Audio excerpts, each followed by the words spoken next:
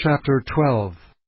The burden of the word of the Lord for Israel, saith the Lord, which stretcheth forth the heavens, and layeth the foundation of the earth, and formeth the spirit of man within him.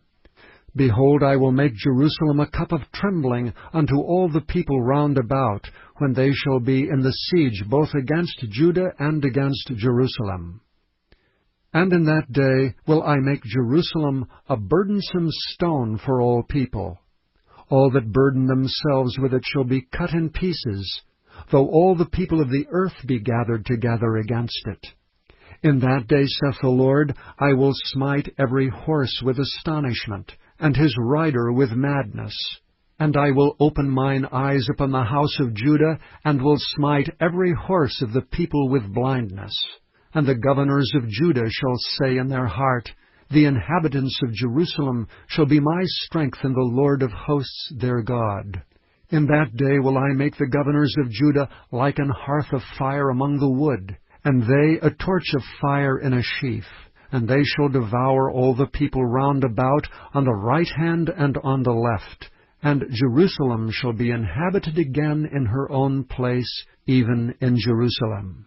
And the Lord also shall save the tents of Judah first, that the glory of the house of David and the glory of the inhabitants of Jerusalem do not magnify themselves against Judah.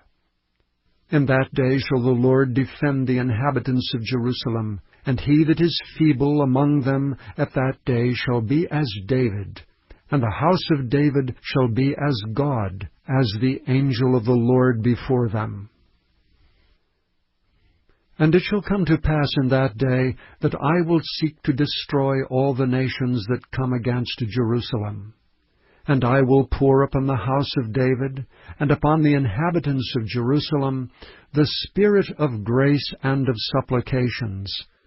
And they shall look upon me whom they have pierced, and they shall mourn for him, as one mourneth for his only son, and shall be in bitterness for him, as one that is in bitterness for his firstborn. In that day shall there be a great mourning in Jerusalem, as the mourning of Hadad Rimmon in the valley of Megiddon.